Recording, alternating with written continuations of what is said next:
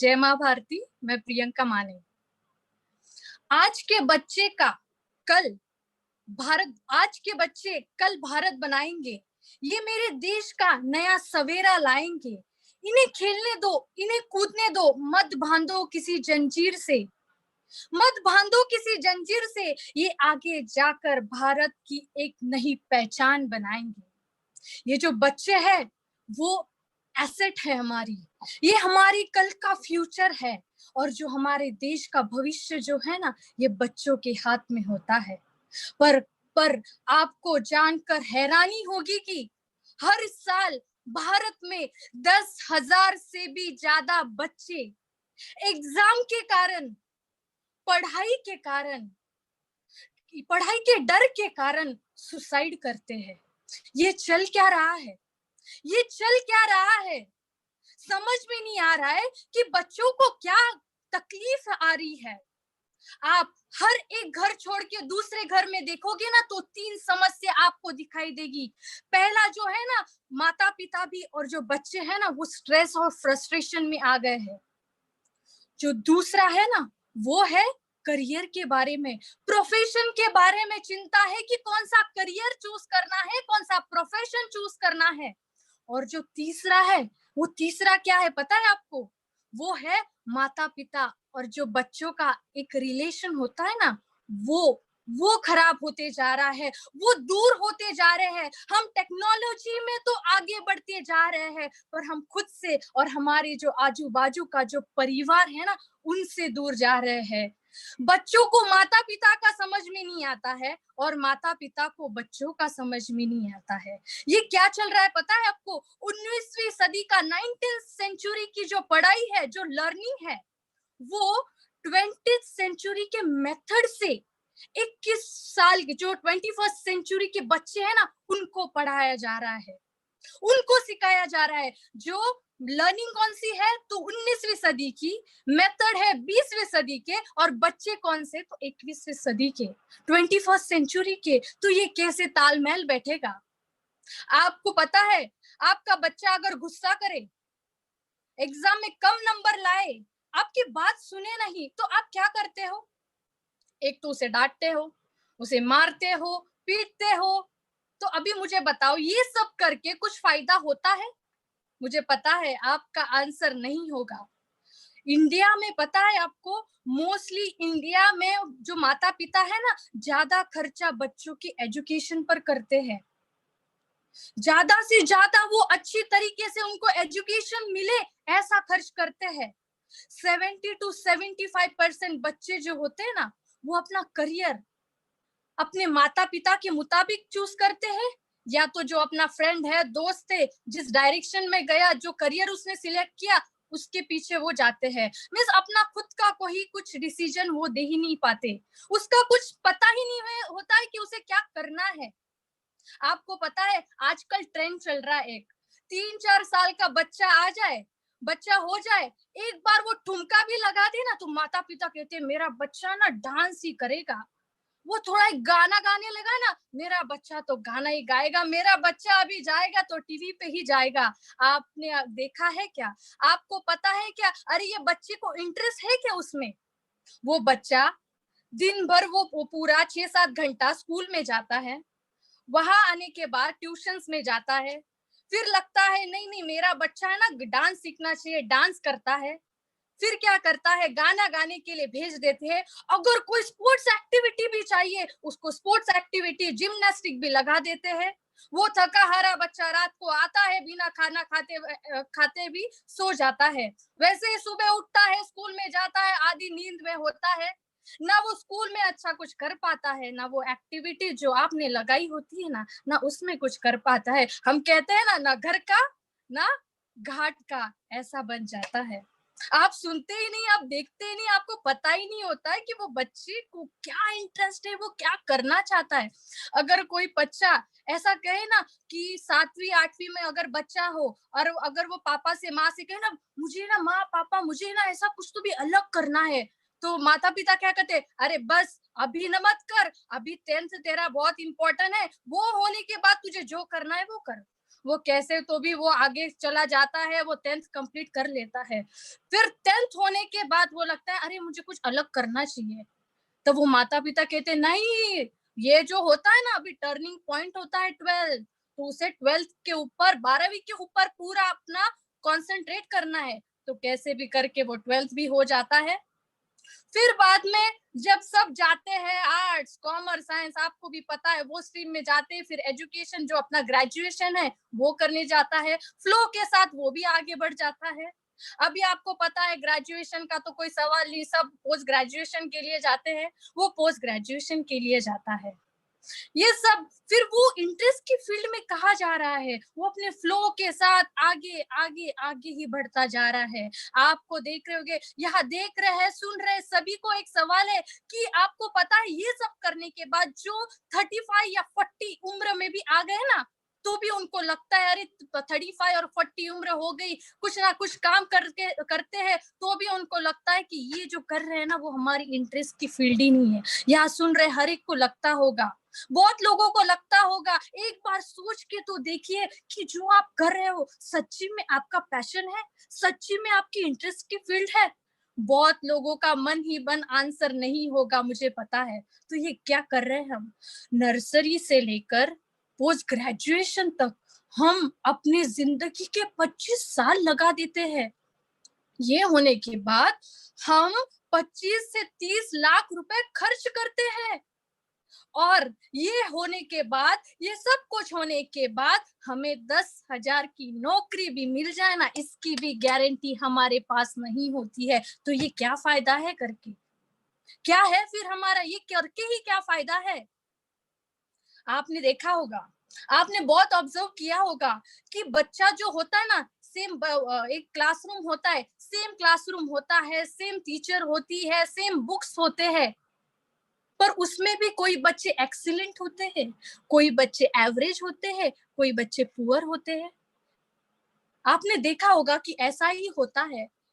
तो आपने पता है कि आपको लगता है कि ये एवरेज और जो पुअर बच्चे हैं वो तो कुछ कर नहीं पाएंगे जिंदगी में, पर वो उनकी इंटरेस्ट की फील्ड ही नहीं होगी, उनकी इंटरेस्ट की वो फील्ड ही नहीं होगी। आपने देखा होगा, आपने फील्ड में पूरी दुनिया में देखा होगा कि बहुत सारे ऐसे एग्जाम्पल है कि जिनका एजुकेशन कम है या छोटी उम्र में ही उन्होंने सफलता प्राप्त की है। जैसे एजुकेशन कम है, अभी 11 साल में जो वॉरेन बफेट थे ना, उन्होंने टेक्निकल नॉलेज पाके 11 साल की उम्र में ही उन्होंने शेयर मार्केट में एंट्री कर दी थी। फिर जो विराट कोहली है, 3 साल की उम्र से ही उन्होंने हाथ में बैट पकड़ लिया था। लता मंगेशकर जी है, 5 साल की उम्र से ही वो लाइव कॉन्सर्ट करना शुरू कर दिए थे। धीरूभाई अंबानी जी 12th 12th है, पर आज आपको पता है कि वो जाते वक्त कितना बड़ा साम्राज्य छोड़ के गए हैं।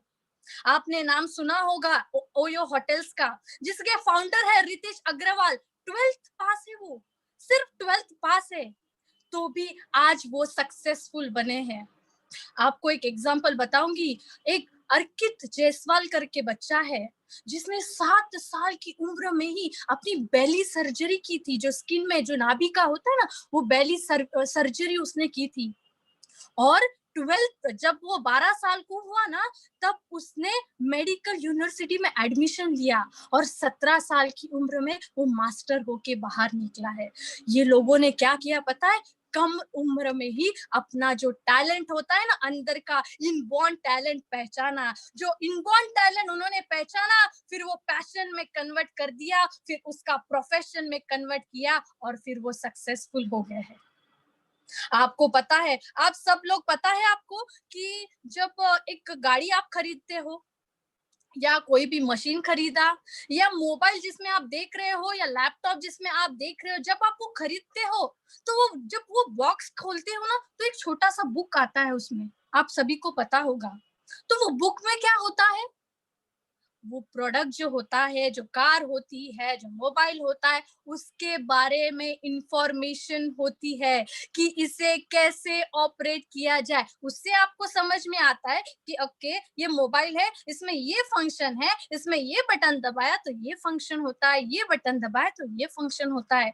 मुझे आप बताओ, मुझे आप बताओ, जो मशीन है, पर हम जो है, जब आपका जन्म हुआ था, मुझे बताओ, जब आपका जन्म हुआ था, कितने लोग अपने पॉकेट में, अपने जेब में कोई मैनुअल लेके आए थे? आए थे? कोई नहीं आया था। अगर ये मैनुअल हमें मिल जाए तो क्या हो सकता है, ये ब्रेन को, जो हमारा ऑपरेटिंग सिस्टम है ना, उसे ऑपरेट, उसका फंक्शन क्या है ना, ये पता चल जाए ना, तो हम भी किसी भी मुकाम तक पहुंच सकते हैं।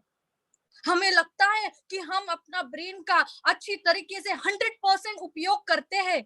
आपको पता है कि आप अपने ब्रेन का कितना प्रतिशत यूज करते हो? आप लिख सकते हो, कमेंट बॉक्स में भी लिख सकते हो आप। आपको मन ही मन सोचो कि आपको कितना लगता है कि आप कितने प्रतिशत अपना ब्रेन यूज करते होगे। इससे पहले जान लो कि आइंस्टाइन जो थे, उन्होंने 4.5% अपना ब्रेन यूज किया था। तो अब अभी आप निकाल लो कि आप कितना यूज करते हो। मुझे पता है आपका आंसर क्या है, 0.000, वो 1 कहाँ आएगा पता नहीं है, इतना परसेंट हम यूज करते हैं। सबको लगता है कि मैं अपने बारे में सब कुछ जानता हूँ, मैं अपने बच्चों के बारे में सब कुछ जानता हूँ, पर आप नहीं जानते। मुझे बताओ, जो कहता है ना कि मैं नहीं, मेरे बच्चे के बारे में या मेरे बारे में मैं सब कुछ जानता हूँ, तो मुझे बताओ कि आपके जो बच्चा है ना, उसका इंटरेस्ट का फील्ड कौन सा है, कौन सी, किस तरीके से उससे बात किया जाए तब उसको समझ में आएगा। बताओ, ये कौन सा उसका लर्निंग स्टाइल आपको पता है?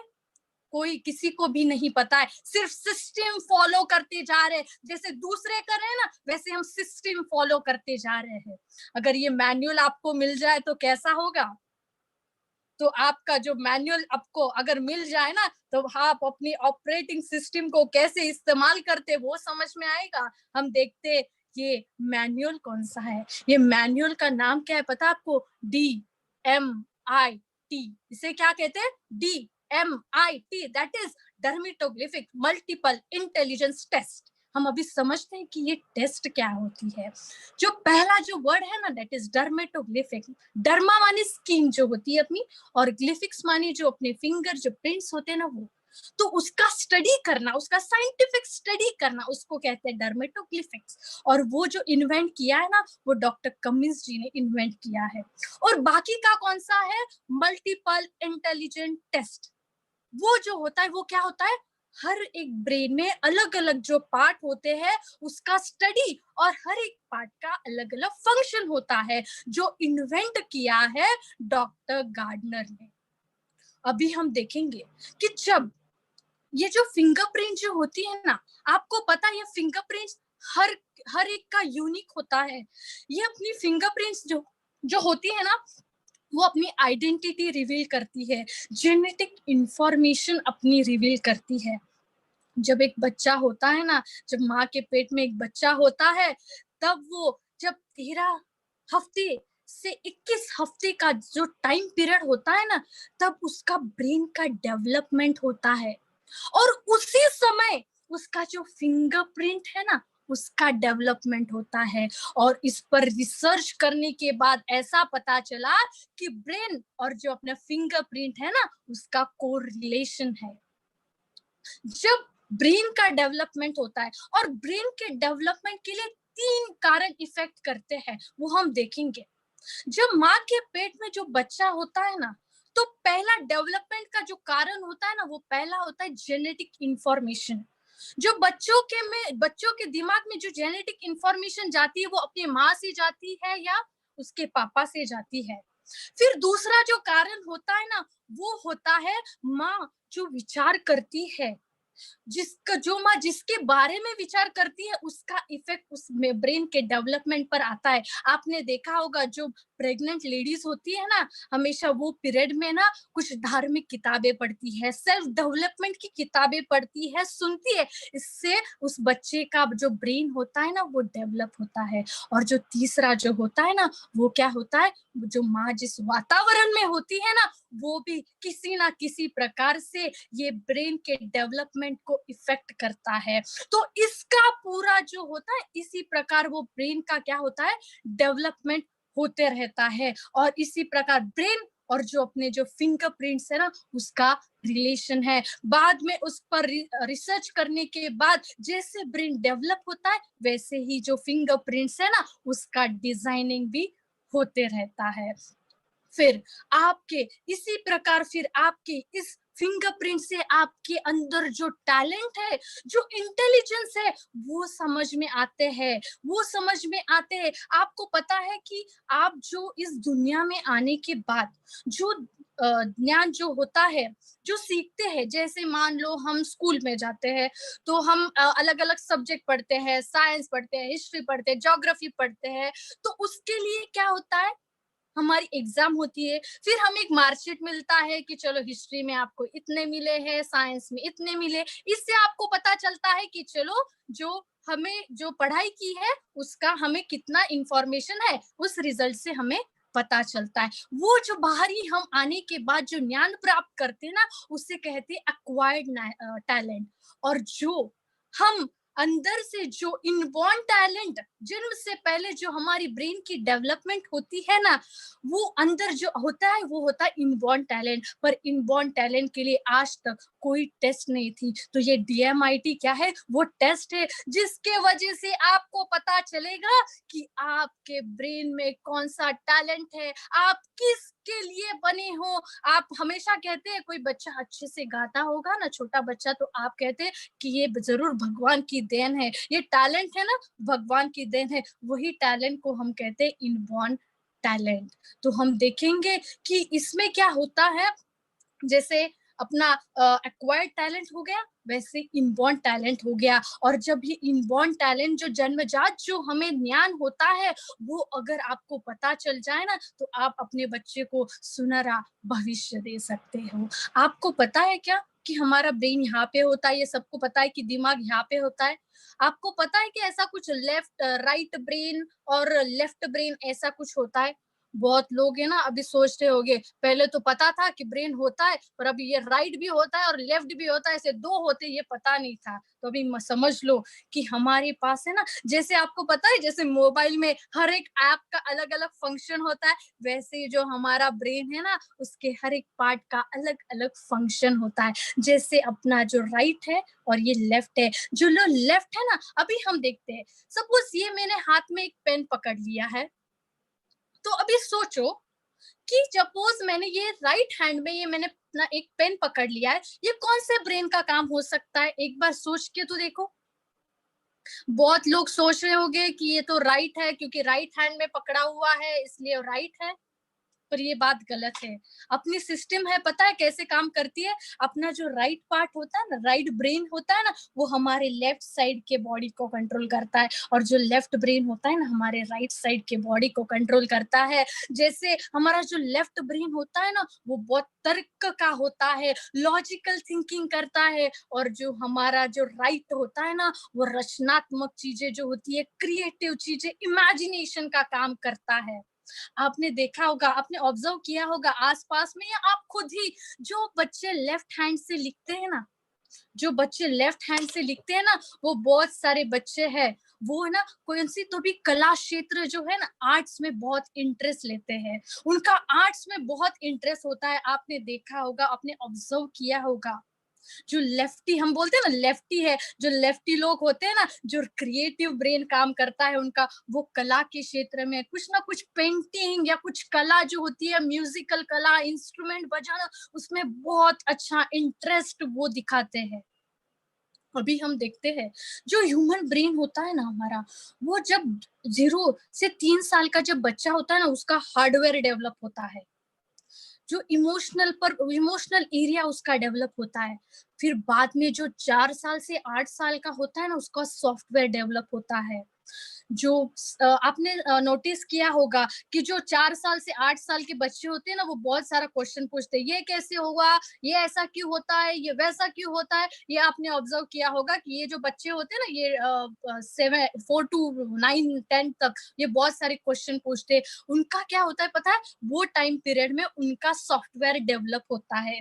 आप सोचो, जब आप 4 से 10 साल के थे ना, तब आपने ऐसा कुछ घटना देख ली होगी, कुछ ऐसा एक इम्प्रेशन वो आपके दिमाग में ऐसे हो जाता है ना, वो आज तक आपको याद रहेगा और मरते दम तक याद रहेगा। कौन सी भी चीज, ऐसी घटना, आपके इंप्रेशन गलत भी हो सकती है, अच्छी भी हो सकती है। 4 साल से 10 साल अगर वो इनपुट आ जाए ना, अंदर घुस जाए ना, तो वो मरते दम तक रहती है।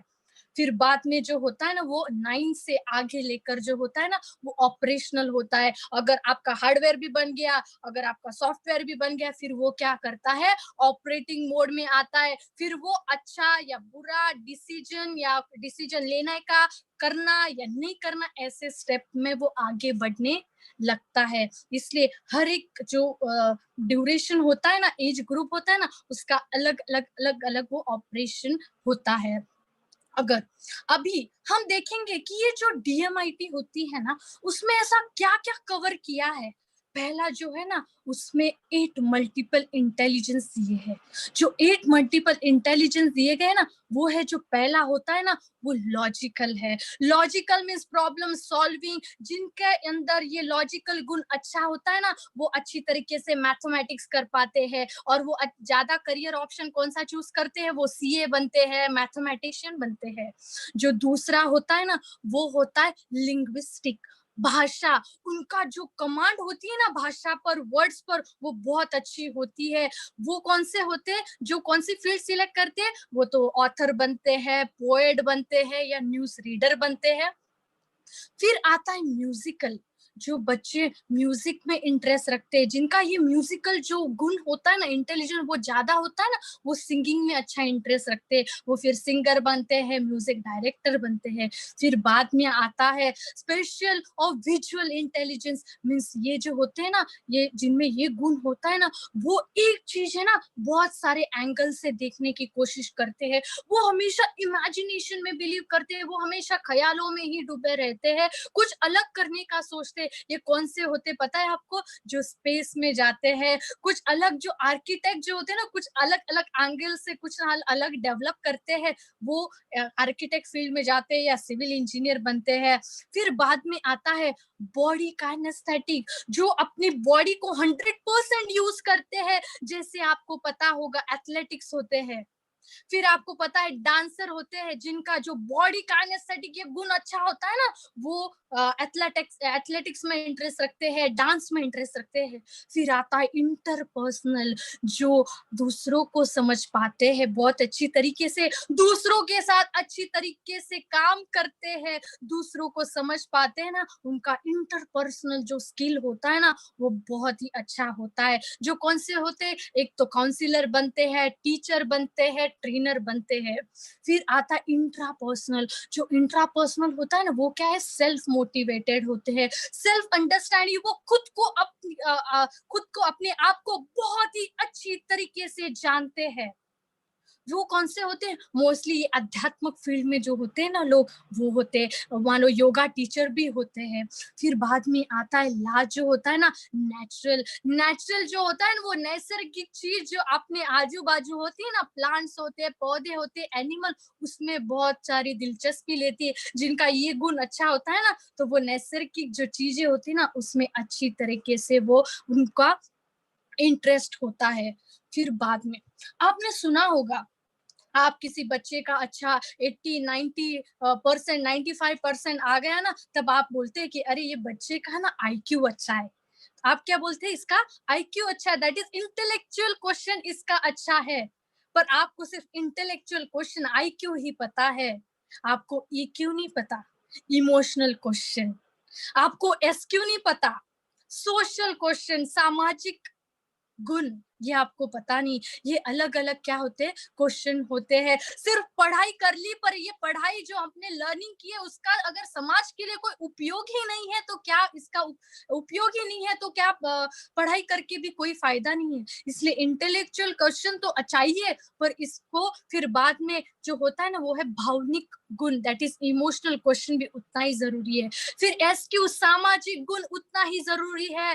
फिर जो होता है ना सीक्यू, दैट इज रचनात्मक गुण, वो भी बहुत अच्छा जरूरी है। जो ये सफल हुए ना बहुत कम उम्र में, उनमें ये रचनात्मक गुण जो होता है ना, वो बहुत अच्छा था। और लास्ट में जो होता है ना, EQ, वो है एडवर्सिटी क्वेश्चन, यानी विपरीत परिस्थिति में वो कैसे उसका सामना करता है, उसे बोलते हैं एडवर्सिटी क्वेश्चन। ये सब गुण भी उतने ही जरूरी होते हैं। फिर आपने नोटिस किया होगा, आप देखते हैं अलग अलग व्यक्ति, आप देखते हैं ना, तब आप सोचते हैं कि अरे ये व्यक्ति जो है ना उसमें ईगो बहुत है, अरे ये जो व्यक्ति है ना वो कन्विंस बहुत अच्छा करता है। आप सोच रहे होगे ना कि ऐसा कोई व्यक्ति होता है कि बहुत अच्छा वो कन्विंस कर पाता है। अलग अलग क्या होती है ये व्यक्ति की, क्या होते हैं अलग अलग गुण होते हैं, ये अलग अलग क्या होती है पर्सनैलिटी होती है। ऐसे 4 पर्सनैलिटी इस डीएमआईटी टेस्ट में दी गई है। ऐसे 4 पर्सनैलिटी कौन सी है पता है? पहला कौन सा है? Dominance nature. जो आपको पता है ना, चील होती है, ईगल होता है, उसका कैसा होता है? वो सेल्फ मोटिवेटेड होता है, उसको मोटिवेशन की जरूरत नहीं होती है, वो बहुत ही अच्छा कॉन्फिडेंट होता है हमेशा। वो पहला होता है, वो डोमिनेंस नेचर होता है। जो दूसरा कौन सा होता है? वो पिकॉक होता है। पिकॉक कौन सा होता है? इन्फ्लुएंसर, दैट इज प्रभावशाली व्यक्तिमत्व। जैसे वो अपने प्रभाव से सब लोगों को जीत लेता है। जैसे आपको पता है पीकॉक जब अपना जो होता है ना, वो मोर पंख जो है वो खोलता है, तब हम लोगों को अदर पिकॉक जो होते हैं वो अट्रैक्ट करता है, तो उसको इन्फ्लुएंस करता है, अपना जो अटेंशन सीकर होता है। फिर बाद में जो आता है ना, वो कौन सा है? स्टडीनेस। स्टडीनेस मतलब स्थिरता। ऐसे जो व्यक्ति होते हैं ना, बहुत स्थिर होते, बहुत शांत होते, बहुत पीसफुल होते हैं। जैसे डव जो होता है, जो कबूतर जो होता है ना, पिजन जो होता है, वो उसे पिजन पर्सनालिटी कहते हैं। वो बहुत स्टेबल होते हैं, एकदम शांत से काम करते हैं, वो होते हैं स्थिर व्यक्तिमत्व। और जो चौथे जो होते हैं ना, वो होते हैं कंप्लायंस। कंप्लायंस कौन से होते पता है आपको? आउल, जो उल्लू होता है ना, वो क्या करता है? वो अपनी बड़ी बड़ी आंखों से हमेशा इधर उधर, वो हमेशा क्या होता है? फोकस रहता है, कर्तव्यनिष्ठ होता है, परफेक्शनिस्ट होता है, कौन सा भी काम करके छोड़ता है, वो आउल होता है। ऐसे ये 4 पर्सनालिटी उसमें होते हैं। फिर बाद में अभी मुझे बताओ, या आपको सोचो कि अगर कोई भी इंफॉर्मेशन हमारे ब्रेन में जानी है, तो उसके लिए कौन सा जरिया होता है? जो अपने 5 सेंस होते हैं ना, वो उसका जरिया होता है। वो 5 हाईवे जो होते हैं ना, वो ही हमारी इंफॉर्मेशन हमारे ब्रेन तक पहुंचाते हैं। अगर ये 5 सेंसेस बंद हो जाए ना, तो आपको कोई भी इंफॉर्मेशन आपके ब्रेन तक नहीं पहुंच सकती। इसलिए जितने आपके जो सेंसेस है, इंद्रिया एक्टिव है ना, उतनी जल्दी आपको इंफॉर्मेशन और ग्रास्पिंग पावर आपकी अच्छी तरीके से बढ़ेगी। और इसी में मेनली 3 प्रकार के मोस्ट लर्निंग स्टाइल होते हैं, जिससे आपको समझ में आता है कि ये करने के बाद आपको अच्छी तरीके समझ में आता है। पहला है विजुअल, देख के आपको अच्छी तरीके से समझ में आता है। अगर आपको कोई चीज समझानी है, अगर आपने एक सिंघम पिक्चर देखा होगा, तो उसमें एक डायलॉग आपको याद होगा, या आपको देखेंगे कि आली रे आली आता तुझी बारी आली। आपने वो पिक्चर एक बार भी देखा होगा ना मूवी, तो भी आपके बीच, आपके अंदर वो अभी वो इम्प्रेशन और वो वीडियो आपके दिमाग में चल रहा होगा, क्योंकि वो आप जो बंदे हो ना, एक विजुअल बंदे हो। क्योंकि आपको सुनकर अच्छा, आपको देखकर जो चीजें है ना, इंफॉर्मेशन अच्छी तरीके से समझ में आती है। कुछ लोगों को देखकर आती, कुछ लोगों को सुनकर आती है। बहुत लोगों का ब्रेन या एक सुनने की कैपेसिटी इतनी अच्छी होती है कि एक बार अगर उसे कुछ बोल दे, एक बार कोई भी गाना सुन लेना, तो उसे पूरा का पूरा उसे याद रहता है। वो होते हैं ऑडिटरी लोग जो होते हैं। फिर बाद में होते हैं काइनेस्थेटिक लोग, जो कुछ करके उन्हें ज्यादा से ज्यादा वो इंफॉर्मेशन है ना अच्छी तरीके से समझ में आती है। फिर ये हम होते हैं उसमें लर्निंग स्टाइल। फिर हमने पहले देखा 8 जो मल्टीपल इंटेलिजेंस थे। फिर हमने देखा कौन से उनमें गुण होते हैं, IQ, EQ, SQ, वो देखा। फिर हमने देखा कि कौन से पर्सनालिटी होती है। फिर हमने देखा कि उसमें कौन से लर्निंग स्टाइल होते हैं। ये आपको पता चल जाए ना, तब आप अच्छी तरीके से बच्चों को समझ पाओगे, या उनको समझा पाओगे कि आपको ये इंफॉर्मेशन कैसी अंदर ब्रेन तक लेनी है। इसके बहुत सारे बेनिफिट है। अगर आप मान लो स्टूडेंट्स के बेनिफिट देख लो, अगर बच्चा 0 to 4 एज का हो ना, तो उस बच्चे को अगर आप डीएमआईटी टेस्ट करवाओगे ना, तो उसमें आपको पता चलेगा कि उस बच्चे का बिहेवियर क्या है, उसे कैसे समझाया जाए, उसे कैसे बोला जाए तो अच्छी तरीके से उसका समझ में आएगा। तो 0 से 4 तक आप उसका डीएमआईटी टेस्ट करके आप उसका बिहेवियर पैटर्न समझ सकते हो। फिर बाद में 1 to 4 तक जो हो गया, फिर 4 से लेकर 12 तक जो बच्चे होते हैं ना, उनका लर्निंग स्टाइल आप समझ पाओगे। कुछ बच्चे ऐसे होते हैं, हम हमेशा क्या करते हैं, बच्चों को ट्यूशन भेज देते हैं, पर हम देखते नहीं कि अरे उसका लर्निंग स्टाइल काइनेस्थेटिक है, मतलब वो खुद करके सेल्फ स्टडी करके अच्छी तरीके से पढ़ सकता है, तो भी हम क्या करते हैं, उसे ट्यूशन भेज देते हैं। ना उसे वहां समझ में आता है, ना अपनी सेल्फ स्टडी कर पाता है। इसलिए आप अच्छी तरीके से उसका लर्निंग पैटर्न अगर जान लो ना, तो आप उसको अलग अच्छी तरीके से डायरेक्शन दे पाओगे। फिर 12 से आगे जो बच्चे होते हैं ना, उस बच्चों का आप उनके जो स्ट्रेंथ है, वीकनेस है, आईक्यू है, एसक्यू है, जो अलग अलग क्वेश्चन है ना, वो समझ पाओगे। फिर बाद में आफ्टर 17 है ना, तो आप उनको करियर गाइडेंस दे पाओगे कि आपको ये फील्ड में जाने से अच्छा, आपका ये इनबॉर्न टैलेंट दिख रहा है, तो आप इस फील्ड में जाओगे ना, तो अच्छी तरीके से आप सक्सेसफुल हो पाओगे। फिर 25 से लेकर आगे तक जो एज ग्रुप है ना, उनके लिए आप जॉब के लिए या मान लो रिलेशनशिप का है, तो उसमें डीएमआईटी आप टेस्ट कर सकते हो। अगर कोई कंपनी का ओनर है, अगर उसने अपने एम्प्लॉयज का डीएमआईटी टेस्ट करवा लिया, तब उसमें उसको क्या समझ में आएगा, अरे ये जो है, ये एम्प्लॉय है, ये इस फील्ड का है या इसका इंटरेस्ट इस फील्ड में, तो उसको अगर उसी फील्ड का काम दिया जाए तो उसका आउटपुट कैसे होगा, उनका आउटपुट दुगना हो जाएगा और वो इंटरेस्ट से वो काम करेगा। इसलिए आप एम्प्लॉय जो हो, उसमें भी आप डीएमआईटी टेस्ट कर सकते हो। ये डीएमआईटी टेस्ट करने के बाद है ना, आप जब रिपोर्ट देखोगे ना, खुद को भी प्रैक्टिकली एनालाइज करो। ये बात याद रखना, खुद को भी एनालाइज करो। चलो रिपोर्ट में तो है, पर खुद को एनालाइज करो कि चलो ये मल्टीपल इंटेलिजेंस होते अलग अलग, तो हम खुद को एनालाइज करेंगे। चलो म्यूजिकल है, तो हमारा कितना प्रतिशत हमें इंटरेस्ट है उसमें। खुद प्रैक्टिकल नॉलेज लो, खुद प्रैक्टिकली आप अपने आप को मार्क्स दो, तब आपको पता चलेगा ये रिपोर्ट जो होती है ना, रिपोर्ट और आपका जो प्रैक्टिकल अभी तक का जीवन है, वो प्रैक्टिकल नॉलेज कितना मिलेगा, फिर आपको चलेगा और फिर आपको भरोसा आएगा कि ये डीएमआईटी टेस्ट कितनी पावरफुल है। और फिर बाद में इम्पोर्टेंट रोल कौन प्ले करता है पता है आपको? काउंसिलर। कौन आपको काउंसिल कर रहा है ना, कौन आपको समझा रहा है डीएमआईटी, वो भी बहुत इंपॉर्टेंट है। सिर्फ रिपोर्ट पढ़ना ही काउंसलिंग नहीं होता है, वो उसका नॉलेज का क्या है, वो कितना एक्सपर्टाइज है, वो भी इम्पोर्टेंट होता है। वो बच्चा जो सामने आता है ना काउंसलिंग के लिए, वो किस प्रकार का है, उसे क्वेश्चन आंसर्स करके हम उसका एक्टिविटी जान के हम अलग अलग उसको एक्टिविटीज दे सकते हैं। ब्रेन कैसे डेवलप करके ब्रेन के अलग अलग हम एक्सरसाइज जो होते हैं वो दे सकते हैं, उसे इंटरेक्शन करके हम उसे जानकर हम और भी अच्छा उसको गाइड कर सकते। इसलिए जो काउंसलर होता है ना, वो बहुत ही इम्पोर्टेंट रोल प्ले करता है। उसका एक्सपीरियंस जो होता है ना, वो बहुत ही इम्पोर्टेंट रोल प्ले करता है। फिर अभी आपको अगर डीएमआईटी करना हो ना, तो उसकी एक प्रोसीजर है। आप क्या कर सकते हो, पहले इंक्वायरी करो कि आप फ्रेंचाइजी लेना चाहते हो या खुद डीएमआईटी करना चाहते हो। फिर प्रोसीजर क्या होती है, उसके बाद में स्कैनिंग होता है। आपके जो फिंगरप्रिंट्स होते हैं ना, 10 फिंगरप्रिंट, उसका स्कैनिंग होता है। फिर उसके बाद में होता है एनालिसिस होता है, जो अपने फिंगरप्रिंट्स दिया है ना, उसका एनालिसिस किया जाता है।